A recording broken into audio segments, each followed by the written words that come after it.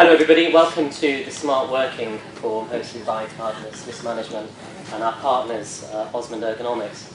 I think it's fairly safe to say that the vast majority of us are comfortable with the concept of home working. I mean, we've been doing it for such a long time now. But even so, we've still got quite a few organisations that are yet to get their policies and procedures in place to support this kind of remote working environment. And while this is going on, the wheels of progress have still been turning, and we're seeing that the home working principles are now starting to evolve into the more broader set of smart working principles. And I think there's a number of reasons for this change, and I think probably none more so than finance. I think financial pressures nowadays are forcing a real speed of change in our particular industry. So when you start looking at some of the real estate savings that they can be making, and tie that into some of the energy and some of the travel savings that can be made as well, it makes for a hell of a proposition for some of these employers. But at the same time, what we need to be looking at are some of the control measures that we're implementing to make sure these big upturns are not going to be affected by the downturns of people who are feeling they're not supported or lack morale in this new kind of working environment. And so today, to address this, we've got some outstanding speakers for you. I'm Guy Osmond, I'm Managing Director of Osmond Economics, and we're the UK's most knowledgeable supplier of innovative products and services to improve workplace wellbeing and productivity.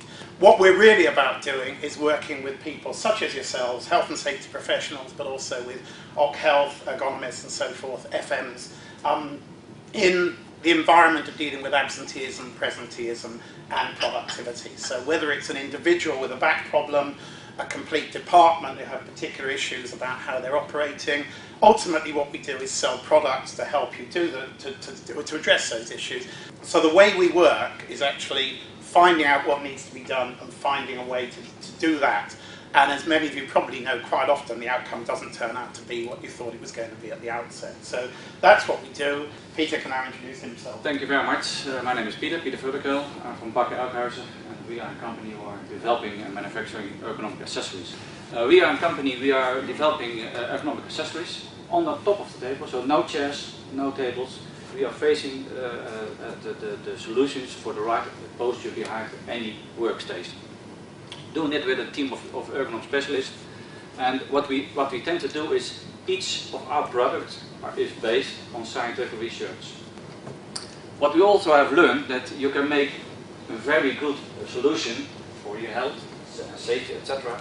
But if it is not looking very nicely, people are okay. They tend to buy it once, but it will finally end in a draw. So we try to put a lot of attention to the design. We try to make the products have a good feel and look. And I have to try to put it in 6 drawings. This is our mission. This is, on the left side you can see the posture of a lot of people working behind a workstation, just with a laptop, or working with documents without a document holder, or with the wrong keyboard. If you know that if you are working a daily approximately 20 minutes only behind a laptop without any help, it will cause damage, sure, in the future.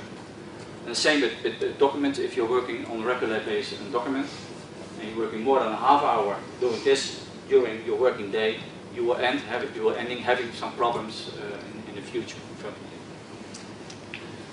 We are making our products looking at our four teams. That is the fixed traditional workplace, everybody knows those. Then the flex or hot desking, as it's called in the UK.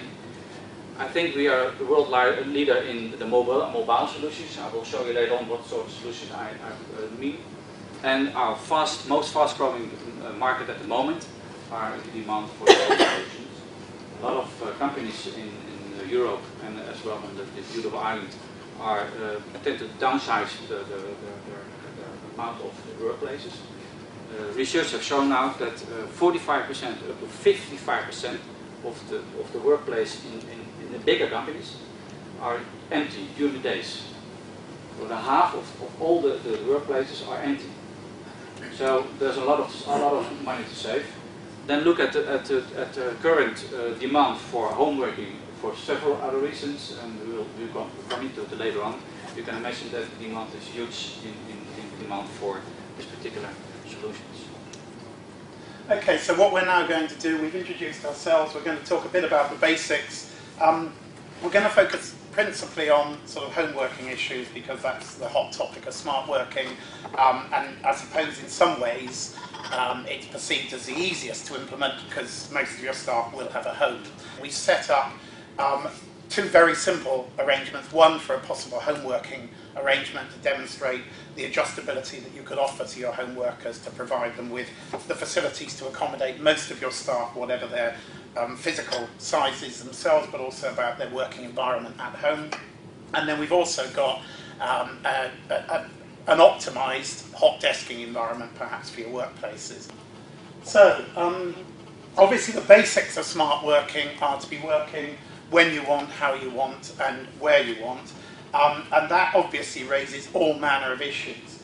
Now, the when you want, first of all, is quite a significant one because some of us are good in the morning, some of us are much better much later in the day, some of us aren't really very good for most of the day, depending on how we're feeling and so forth. But the graph here, which is something that has come out of some work that Bakker have done, and if you're interested more about this, we can certainly send that on afterwards. But the Dutch have this lovely expression which they call the kappersoup moment, which is, you're all familiar with this, you come in, your performance grows as the morning goes in, you get going, you finish talking about the football or whatever it happens to be, you're into full pace, up to mid-morning, up to lunchtime, then you start to dip.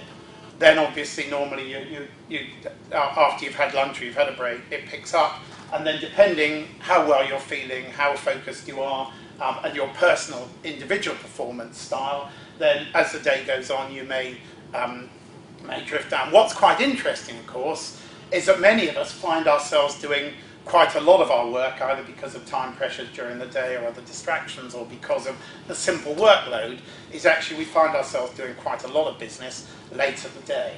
And Peter and I were talking about this morning. I used to make a point of doing an hour or two on a Sunday night, and the idea of that was I could clear my deck from the previous week. I would respond to all the emails that needed a response, and basically my rationale was all the people who emailed me or left me messages or whatever, I'd dump it all back to them. And so then on Monday morning it was their problem to deal with, and I had a lovely clear deck so I could hit the ground running on Monday morning. Now, some of you are probably familiar with that, but the problem now is they all bloody reply on Sunday night. So actually, instead of clearing the decks for Monday morning, actually by 10 o'clock on Monday night, probably the situation's worse than it was when I'd done a couple of hours early evening. So these are the sort of scenarios we encounter.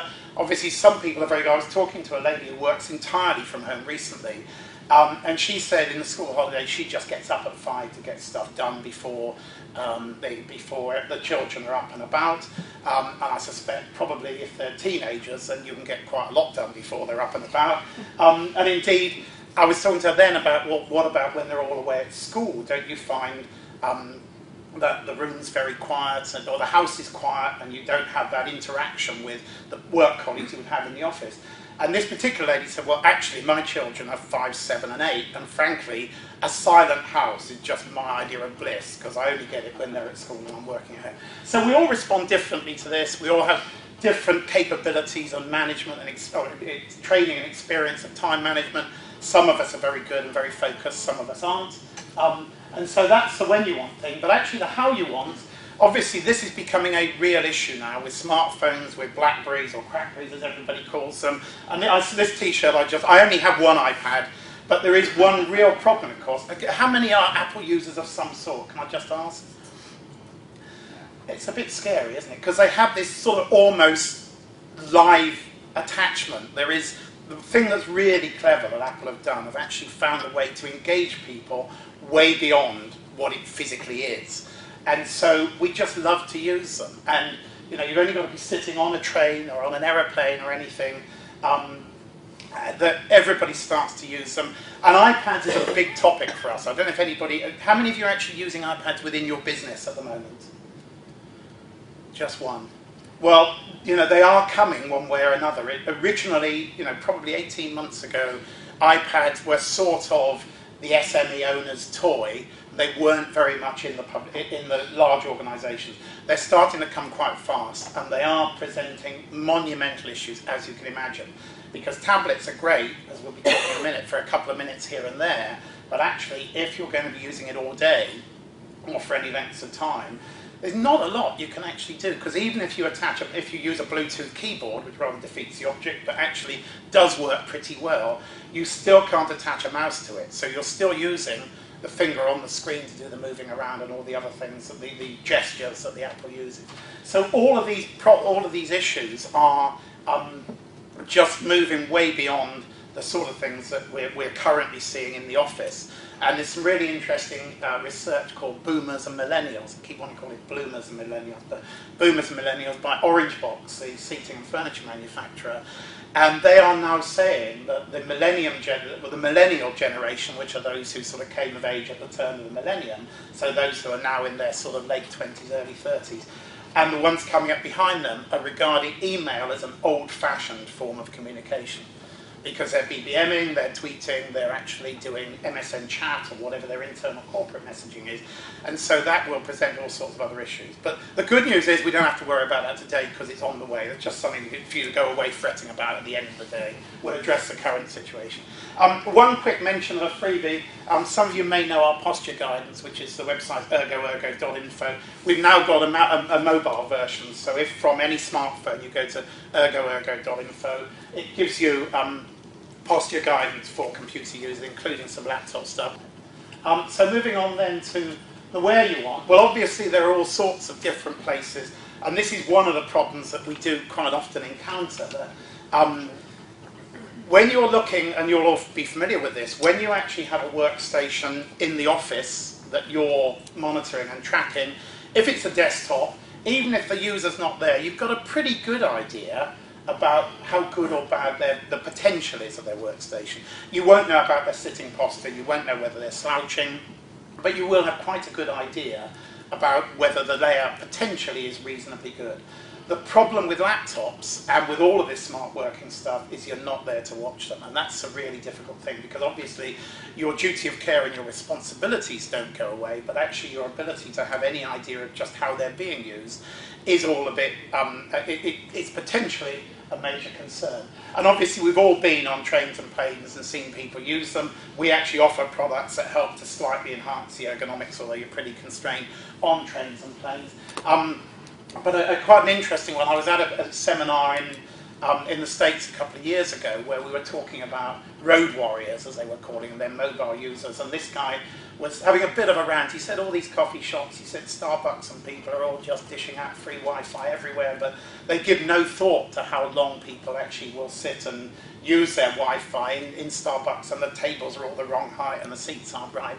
And then he sort of ranted a bit, and then he said, okay, let's take a 5-minute break, just get up and stretch, introduce yourselves to the people around you. And I turned to the lady next to me and said, so where are you from? She said, I'm from Starbucks head office in Seattle, which was, I thought was, but it's interesting that they were looking at their offices, and maybe they will in due course give some thought to it. But obviously all of these places are really, effectively, it is everywhere. And so that's obviously a major concern. So we're back over to Peter now to talk about some of the actual financial benefits and the calculations.